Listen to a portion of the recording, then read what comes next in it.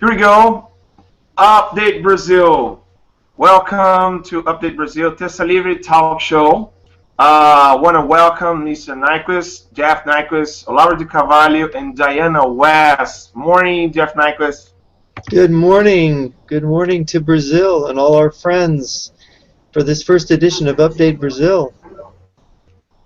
Yes, I'm very excited. Good morning, Olavo. Good morning, Allan. Good morning, Jeffrey. Good morning, Diana. Morning. Good morning, Diana.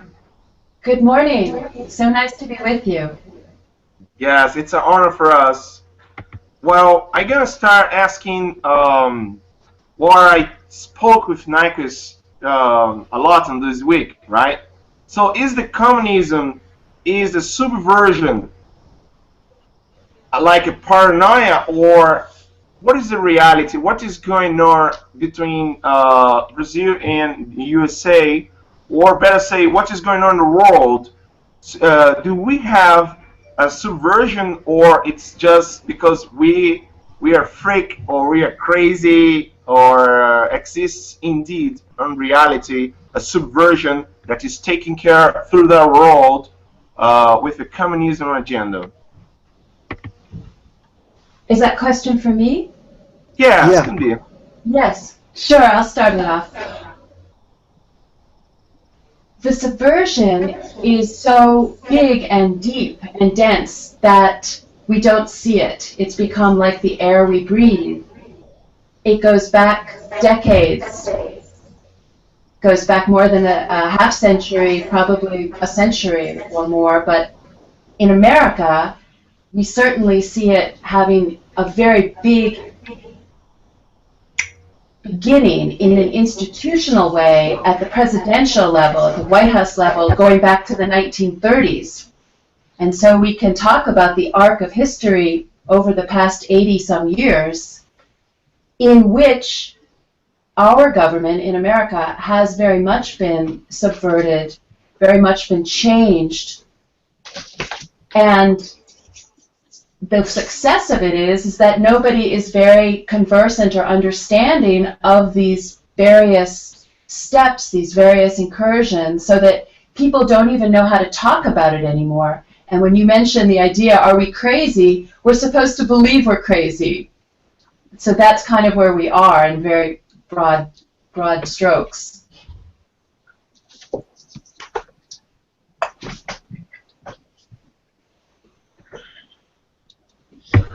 What about you? Well, what I would say is that what she said is very well said and is very true. And what I find is talking to people in different countries like Brazil or Romania or Ukraine or Austria or Germany or Sweden, this kind of subversion has gone on everywhere. And the pattern is similar everywhere. The experiences, how we react to it may be different, but we're all being exposed to the same phenomenon, the same movement or religion or philosophy. And it's a militant kind of thing. These people, they burrow in everywhere. And what they've managed to accomplish is mind-boggling.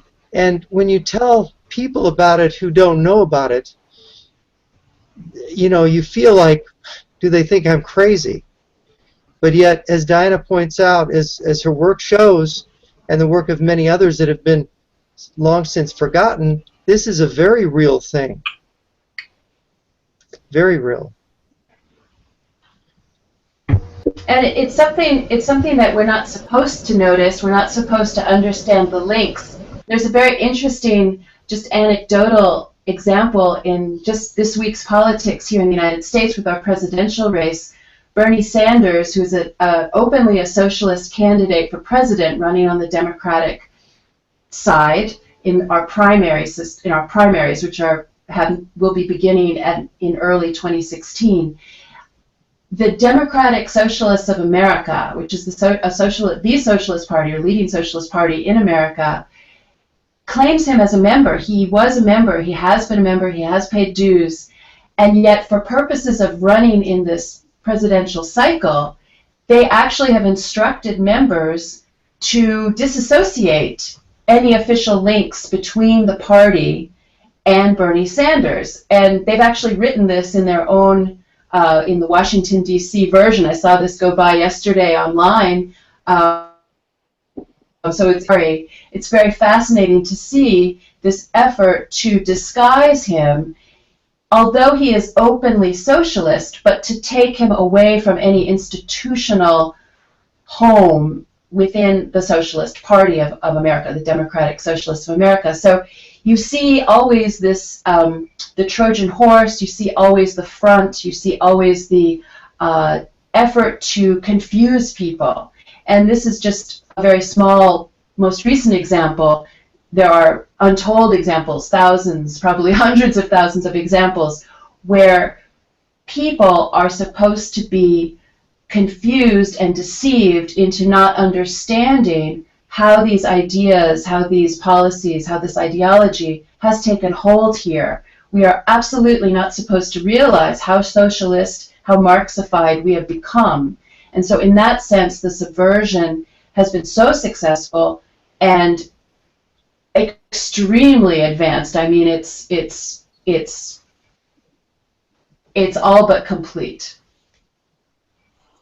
Yeah, it is all but complete. And the thing is people are confused because what the Marxists do is they don't always publicly talk about Marx. They don't talk about Marxist ideology. They have a whole different way of talking in public than they do amongst themselves in private. And this way of talking makes people believe, oh, they're social democrats or there's something else. It's funny, Diana mentions Bernie Sanders. You know, I believe his associates were known at one time years ago as Sandinistas because of their support for Nicaragua. Isn't that right? Am I remembering that right? Back in Vermont. It sounds right. Yeah, it sounds right. Yeah, I don't know that one, but yeah, sounds right. Why not? Yeah. Our mayor of New York City is a former activist in Nicaragua, Mayor de Blasio. Yeah, now that's disturbing when so many. I mean, look, we have two countries. Okay, which president of the country has a communist background, has socialist policies? There's problems with their birth certificate or their birth, and then there's questions about their sexual orientation, you know, rumors about their sexual. I mean, which president are we talking about? The president of Brazil or the president of the United States? How can their profiles be so similar? Right? For sure. Yeah. I mean, it's like, I mean, it isn't just that they're working out of the same playbook, they're using the same players, you know, the same type of players. They're typecasting these roles. Yeah. It's amazing. Yeah. I want to introduce to American people Olavo de Carvalho because in Brazil, of course, he's very known. He's the most influential person in Brazilian politics and Brazilian culture right now. Olavo de Carvalho just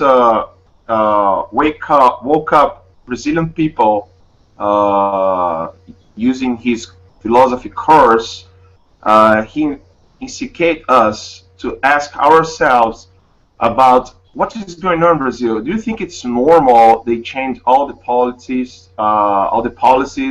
this agenda they are doing throughout the world? So Olavo de Carvalho is the most influenced person in Brazil, and in America. That's why we made this Update Brazil. I spoke with Nyquist that we need to make a bridge between us because there are so many likeness between us. Of course, among the world, there are a lot of likeness of the communism agenda. And Olavo de Carvalho got a lot of success in Brazil unmasking the communists. And I would like to hear from Olavo. What is this similarity between us, I mean, America and United States, that we could do to change this situation? Okay. First of all, I have to say something. I'm very, very happy to be here with these two people who are the authors of two of the most important books ever written about America. I'll show you. American Betrayal, and the story of the Fourth World War. These people, Jeffrey and Diana, they don't let themselves to be duped by figure of speech, by slogans, by words. They go right to reality. And these two books are mandatory readings to all my students. These books are absolutely indispensable to anyone who wants to understand what's going on. And so we should start. There is a third book I would like to speak about with an author who is not present, is the French philosopher Jean-François Revel. The book's called The Great Parade, La Grande Parade. He wrote it in the year 2000, and he asked, how is it possible that 10 years after the fall of the Soviet Union, the communist movement was stronger? It should have disappeared, but now he is stronger than ever. He asked this in 2000. Well, 15 years later, there are many people who still don't see what is happening. They don't see because they are intellectual cowards. This is the worst kind of cowardice ever. Intellectual cowardice. You don't want to see. You always say, no, this is too bad to be true. And then you attach to illusions, to verbal illusions, in order to explain that nothing is happening, everything is okay, and everything is going the best way possible. Many people still have this attitude. Well, in Brazil there are few people, because now everybody knows what is happening. 93% of the population is already well informed of the power of the communist movement in Brazil, and of the connection between the communism and corruption, because it always starts with corruption. Let's say 7 or 8 years ago, most people still didn't know anything about communism in Latin America, but they started noticing the huge amount of corruption in government, something that never happened before. Because when they speak of corruption, people say, oh, this is normal, politics is always corrupted.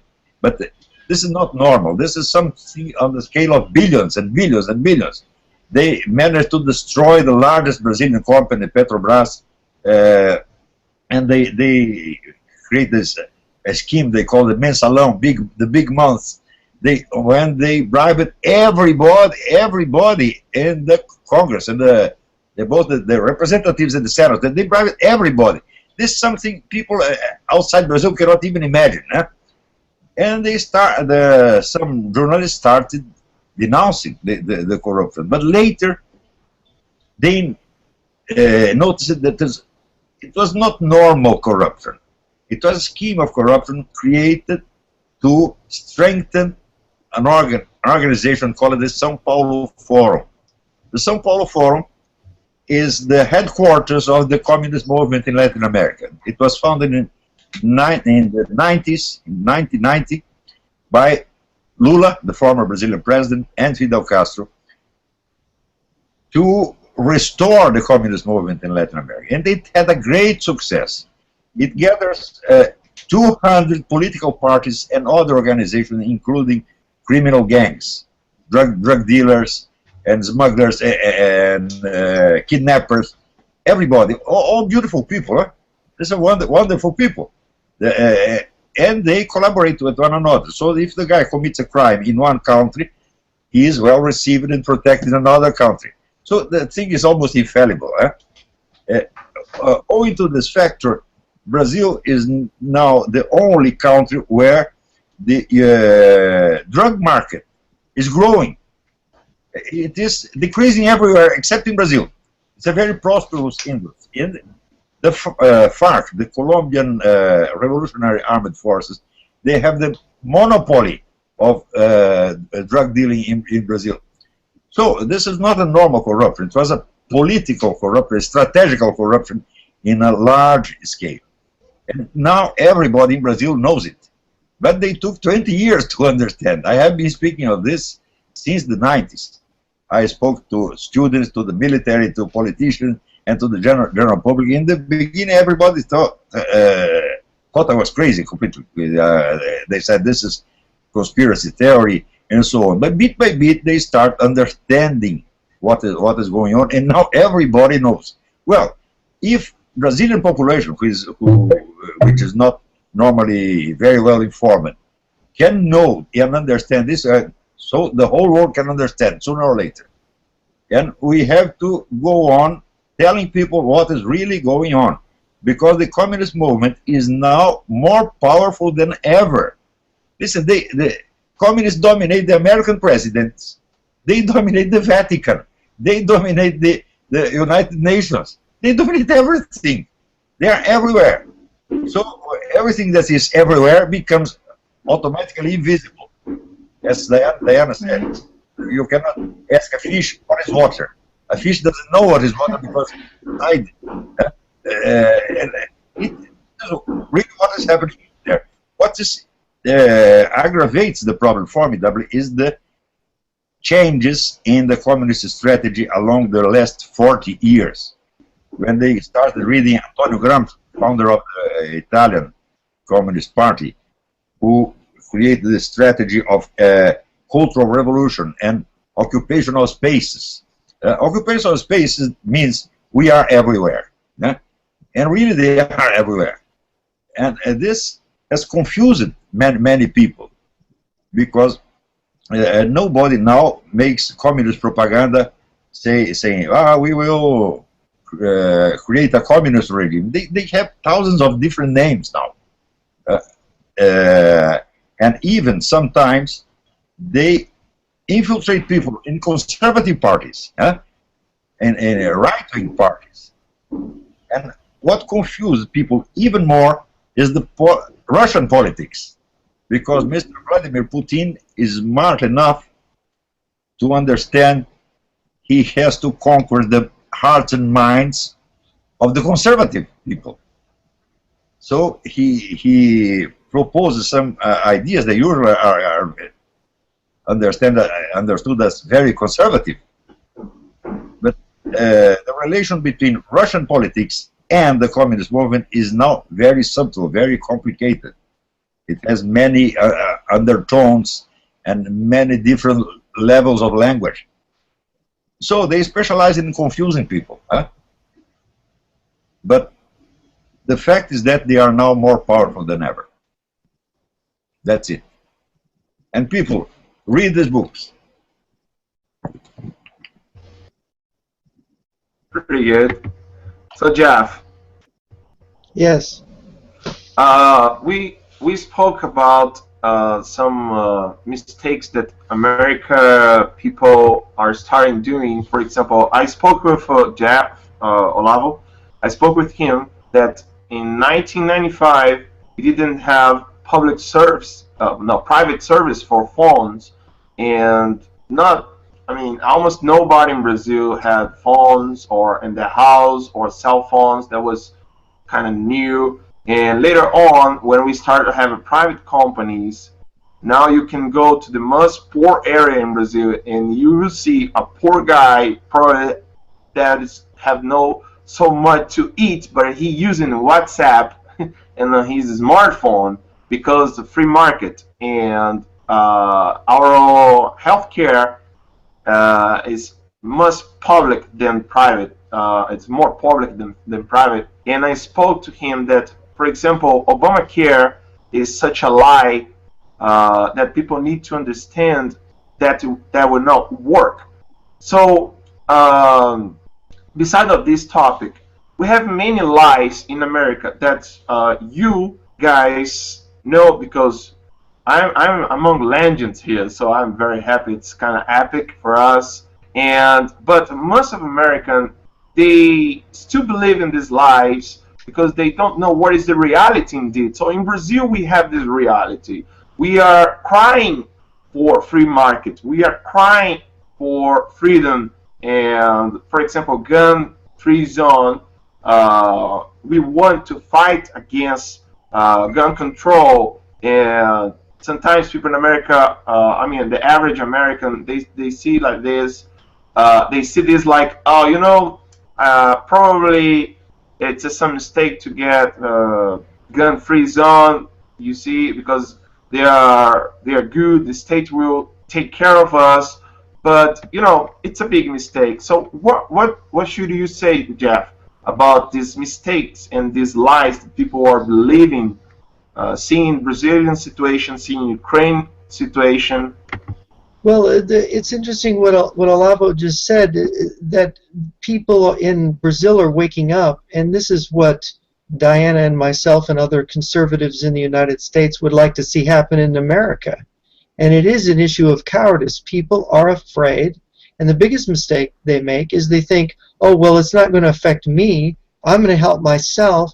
My career, it comes first, and they take this selfish approach, and this they allow themselves to be divided and conquered. And yes, like Olavo says, it's confusion. And yes, they seem to be invisible. And so, you know, I had a mortifying experience the other day. I was meeting with a friend who is a medical student, and some younger fellow, some undergraduate he dragged along with him, started questioning me. I'd mentioned that I did some writing, and this fellow wanted to know all about it, and I didn't know him. I didn't really want to talk politics.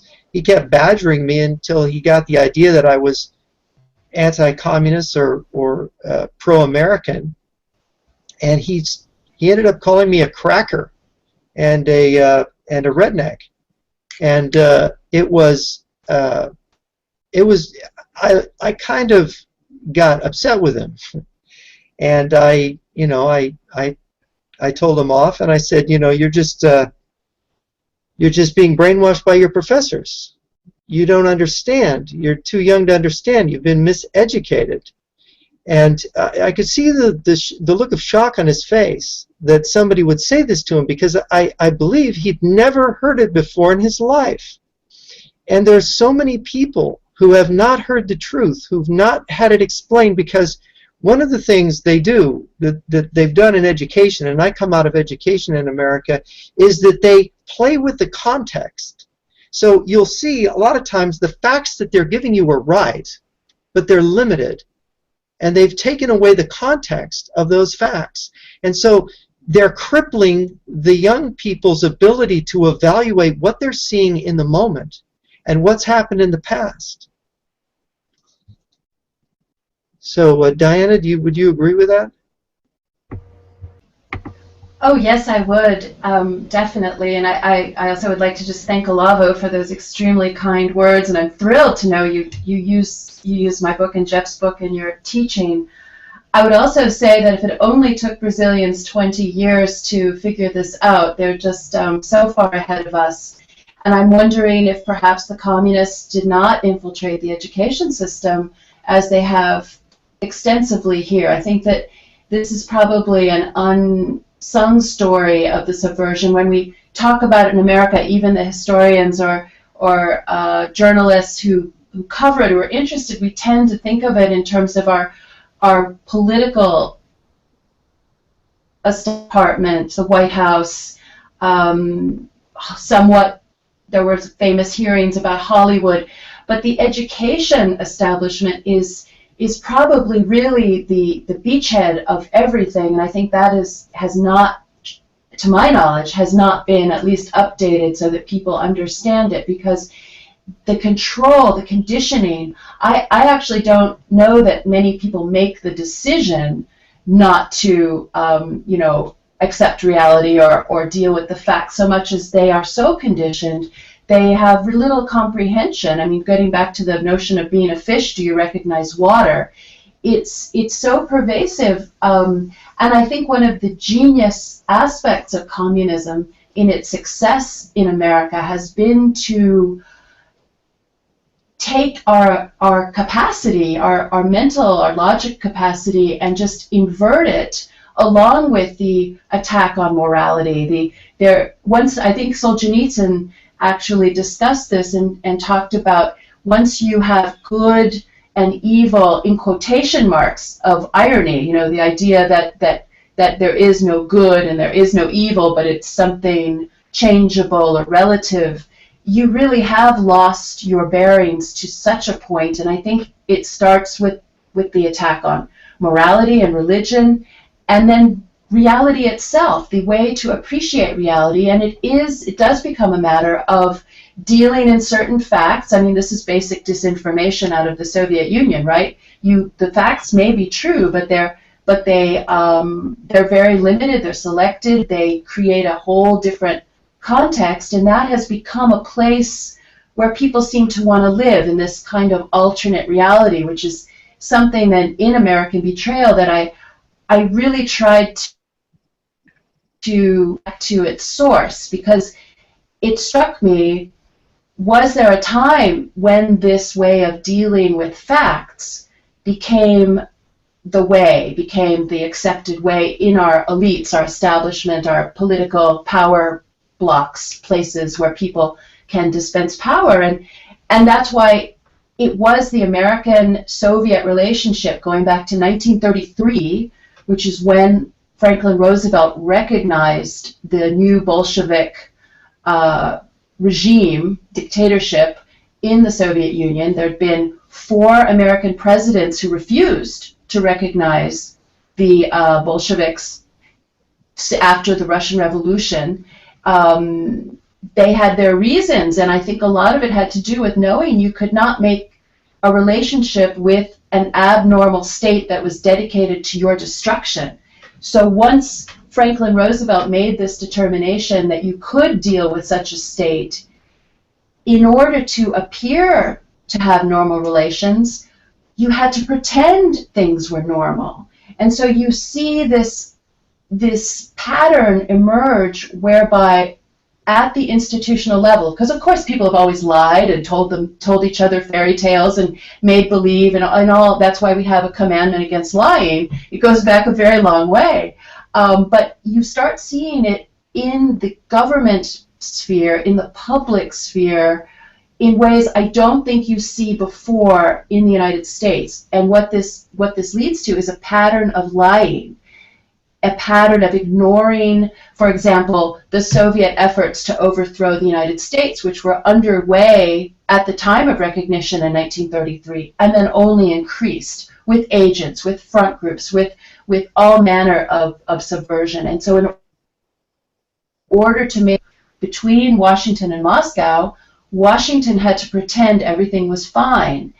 And in what I argue is that this set about a new way of dealing with the world, with facts, with morality, with good, evil, with right, wrong, with black, white, with day, night. I mean everything. And I think it is actually permeated everything in American society. It doesn't stay just in the foreign policy realm, and that this has, in a sense, inverted so much about the way people appreciate the world they're in and deal with it. They go to an alternate reality, and I think that's why we have been so ripe for this kind of subversion.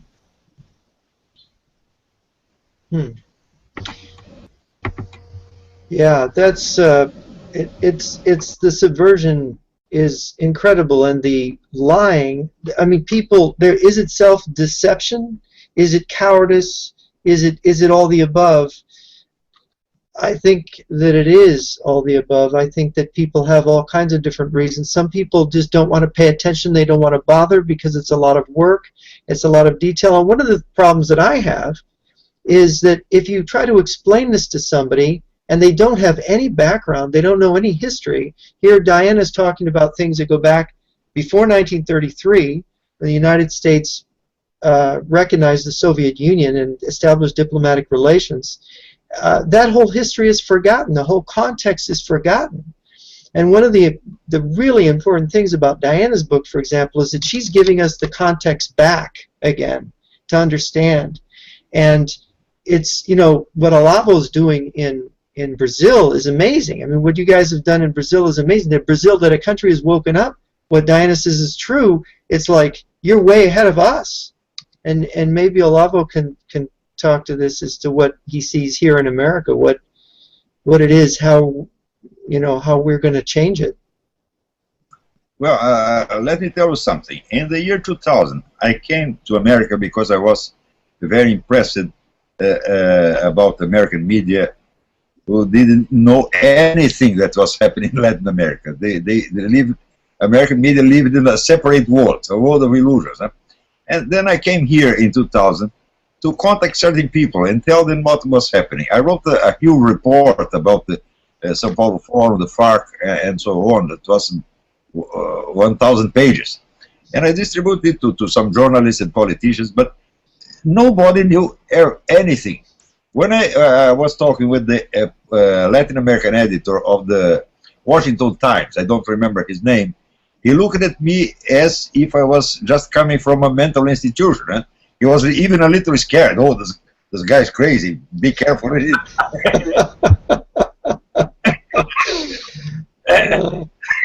it was amazing. I was completely amazed at this. They didn't know anything. How was this possible? I'll tell you. When Lula was first elected Brazilian president, his plan was not to impose communism in Brazil or in Latin America. His plan was to restore the communist movement, who was almost destroyed at that time. And for this, they needed money. They needed money desperate to save the Venezuelan government, to save the Cuban government, to save all the communist parties in Latin America. So Lula made a government that was composed by two opposite factors. He was a communist in culture and social legislation and so on, but he was a capitalist in economy. So this, he managed to be, he received homages. He was praised in the same week, he was praised in the World Social Forum for being faithful to communism, and in the World Economic Forum at Davos for being, for having adhered to capitalism in the same week. Oh, he was not a guy, he was two guys. And this confused everybody. And the Americans knew only the agreeable, the fair part of the story. They said, Lula is our friend, he's making business with us. Of course he is, because they needed money. And in this government, the Dilma Rousseff, everything got a little clearer, because she started to distributing money to Angola, to Cuba, to Argentina, to Venezuela, but lots and lots of money. They built huge works of roads and ports and airports everywhere except in Brazil. And then I started understanding what was the politics. In 2015, the FARC wrote a letter to the Lula's party, the Workers' Party Brazil, saying, we thank you because you saved the communist movement that was almost destroyed. You saved it. This is 2015. And so this was the mission of the Workers' Party in Brazil, not to create a Brazilian communism, but to restore the whole of the communist movement in Latin America. And they did it. You see, now the São Paulo Forum has 2,000 organization members. And in Brazil, they had managed to destroy all possible opposition. If you see Brazil, how it was, let's say, 7 or 8 years ago, there was no opposition, not even pure ideological or cultural opposition. I was the only one. When I say this, I'm not exaggerating, I'm not making propaganda of myself. This is true. For 15 years, I have been the only one who wrote about the São Paulo Forum, about Brazilian communism, and bit by bit, everybody adopted the motto, Olavo is right. And now they go to this meetings, this protest marches with signs, Olavo is right. Because I was really telling the truth. I'm not exaggerating. And I believe that if this was possible in Brazil, it's possible here. The difficulty here is that the cultural revolution managed to dominate most of the universities and most of the intellectual minds here. This is still the problem. And what is even worse is that the communists have been doing such absurd things that you cannot believe. This is, it sounds even stupid. as the story of Barack Obama documents. I remember a journalist called Debbie Schlusser was the first to tell that Obama's selective service was fake. And this sounds so absurd. Everybody said, this girl is crazy. But it sounds really stupid. How can a guy become the American president using falsified fake documents? Well, this happened. And most people, even the conservative ranks, didn't want to pay attention to this because it sounded very, very stupid. But this was the main point. I said that Obama's falsified documents is the main point of American politics. Not the problem of where he was born. He was born in Kenya, on the planet Mars, or in Brazil. This is not important. The important is that he is using false documents. He's a criminal.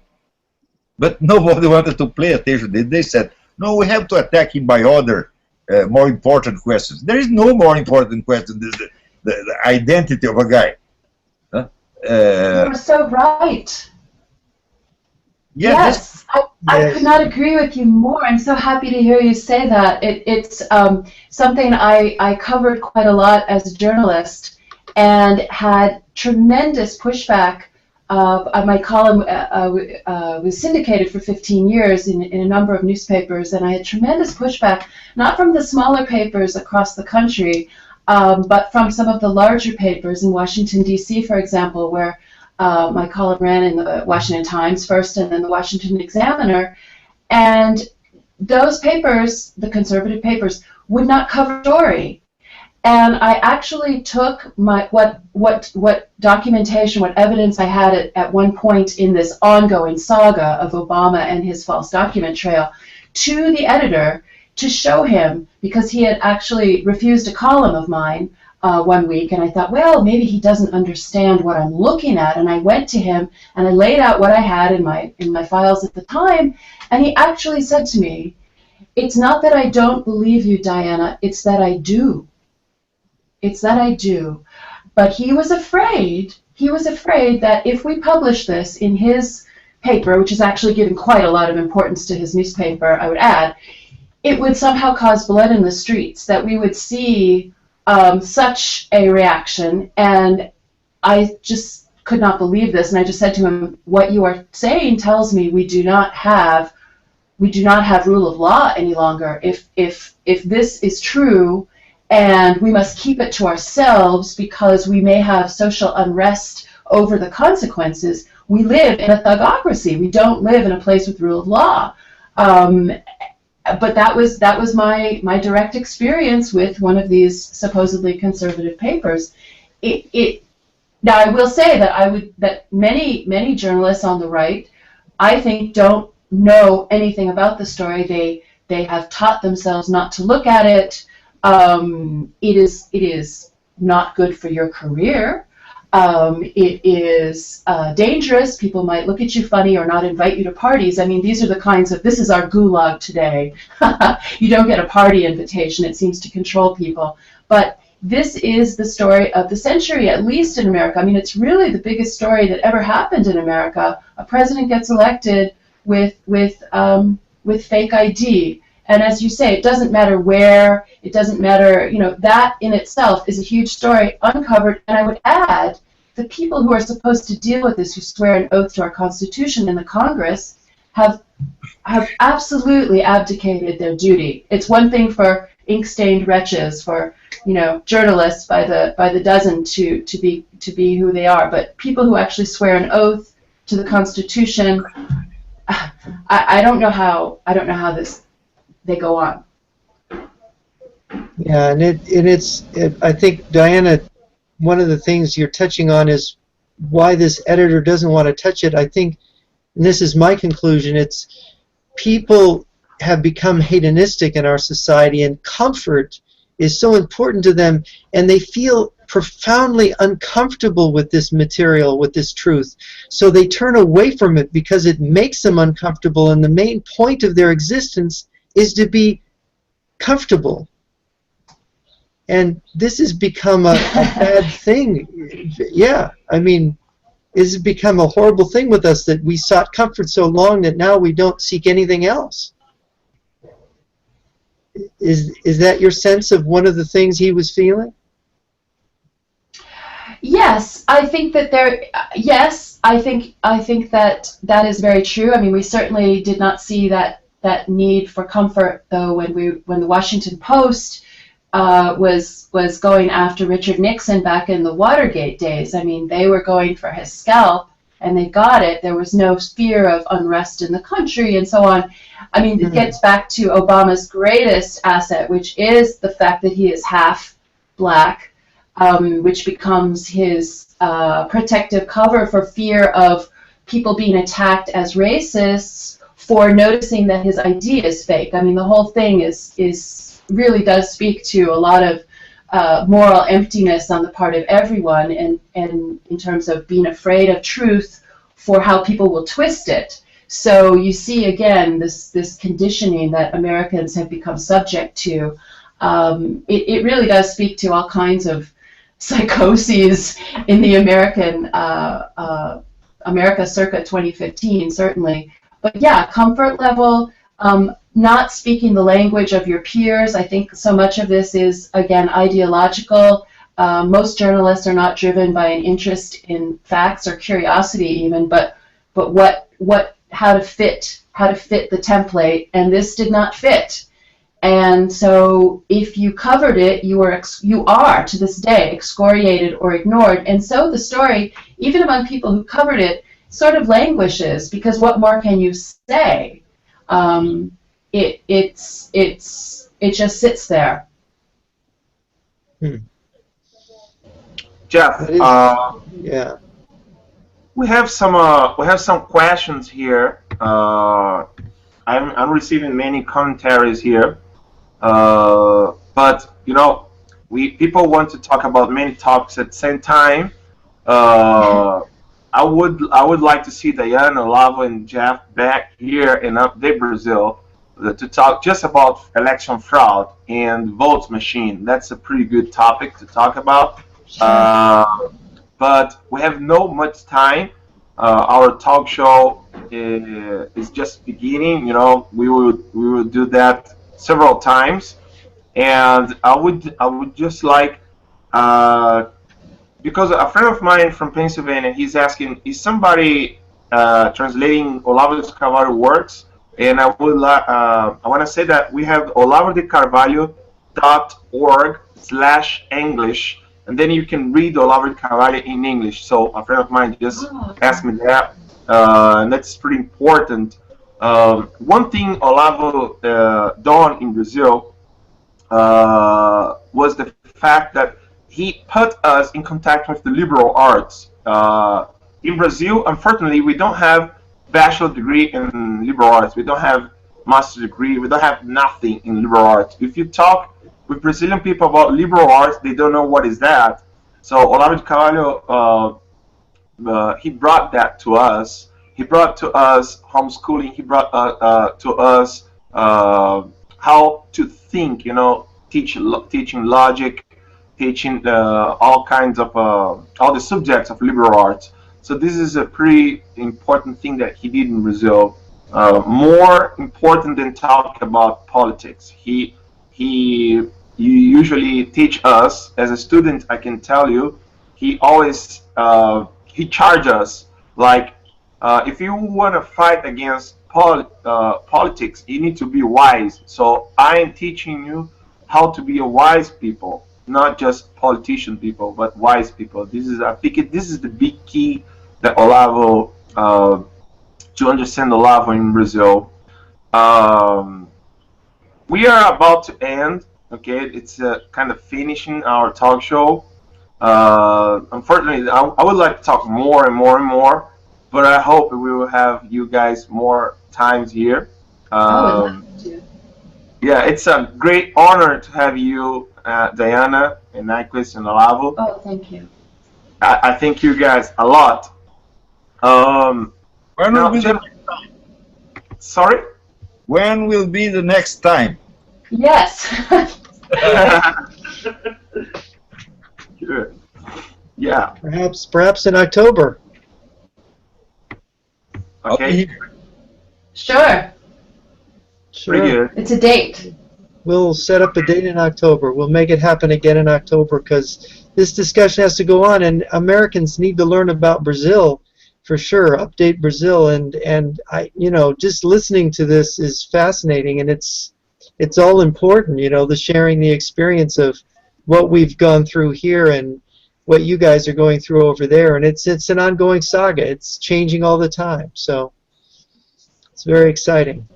Yeah, another thing it's very interesting between Brazil and America is, for example, the popularity of Donald Trump, and in Brazil the popularity of Bolsonaro, Jair Bolsonaro. Both speak what people want to hear, and without any help of the established media. So the media here, I mean, almost 24 hours a day, they try to say many lies about Olavo de Carvalho, about Jair Bolsonaro, and that doesn't work at all. You go to the street and you talk with people. Now, for example, Diana and Jeff, if you go to the store, I'm not kidding, a friend of mine, Rodolfo, is here. He's a testimony.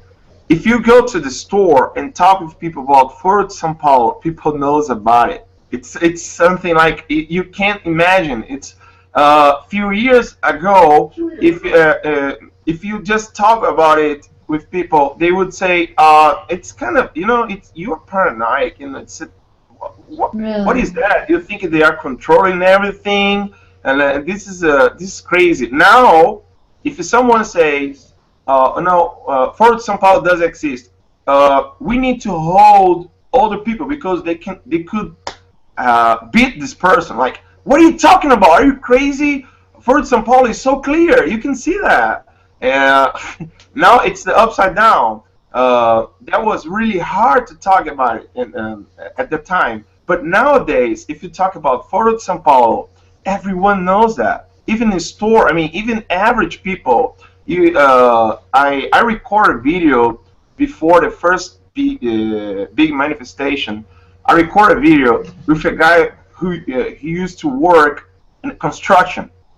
Okay, he used to work in construction. He told me, I know Olavo de Carvalho. I know him. I watch him. I listen to him, and he's great. Do you know him? He was so proud that I was Olavo de Carvalho's friend. So can you imagine that? A guy that works in construction and people that is in the store, they talk about Foro de São Paulo. So this is very, very exciting.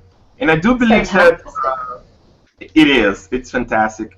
And I do believe Update Brazil is just a start.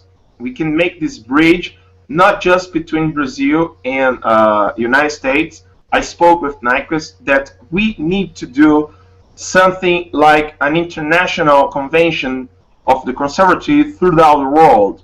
We need to start to get in touch. Socialism, they have international conventions. They have many think tanks, and they are connected. Okay, all the world are connected. And what about us? This is the question I want to make now. The last question of this talk show today. What we can do to get in touch with the conservatives throughout the world, not just American conservative or Brazilian conservative talking alone and not getting in touch. What we can do to get to make a reunion, like put all together physically at the same place and talk about communism and make our own agenda. I mean, put people to understand that we need to make it like a coalition. Like I think that's it. Jeff, what do you think? Well, I mentioned this to a security analyst in Washington yesterday. I mentioned your idea of a conservative international, and he immediately said, that's a great idea. He says, of course, conservative international is a contradiction in terms, of course, which is a problem, but he was thinking in his mind, oh, if we could only unite people and share experiences, and you know, it's impossible to fight against communism without a strategy, without learning, and without sharing information and actions. So I think there's something in what you're saying. Something should be done, and why not promote it here? Well, the problem is the inexistence of intense contacts between the conservative movements in several countries. For example, I used to read the American conservatives and the French conservatives, but they are so different, differently minded, that any dialogue is almost impossible. Because, you know, here in America, most of conservatives are Jews, and in France, they don't like Jews, because you know, this come from the First World War, when they thought that Jews were German agents. They have a problem with Jews. So we have to overcome this difficulty, because all this is stupid. They're all old traditions that make no sense anymore. But it's important that French conservatives know some things that American conservatives don't know, and vice versa. This contact, this dialogue is very, very, very important. We have to overcome these difficulties. But we should have hope, because 20 years ago, the situation was much worse in Brazil than it has never been in America. Because there was no opposition. The communists managed to dominate everybody. Everybody and everything, the university, the media, the judicial system, everything. So that when I published my first books, The New Age and Cultural Revolution in 93, and The Collective Imbecile in 95, nobody even understood what I was talking about. The communists understood, and they didn't like, of course. But everybody else, they didn't understand what I was talking about, because it's so strange. Now everybody knows everything. If this happened in Brazil, it can happen here. Diana, your thoughts? Hello?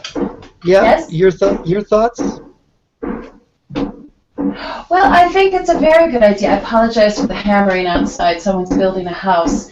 But just quickly, maybe it's a matter of a self-selecting group that is very focused on anti-communism. People who are interested in that would eliminate quite a number, I'm afraid, of American conservatives who don't think about these things anymore and think it's all settled. So it might be a small group to start with, but I think it is a very good idea, because there is definitely a need for it in terms of just people understanding that they're not crazy and that there are these same patterns abroad, and just even if it starts small, I think it's a very good idea, excellent idea. No, very good, very good. And this hammer, Diana, is a sign of what we are building now. We are building a. Yes, very nice. Yes, I like that. Yes, no signal.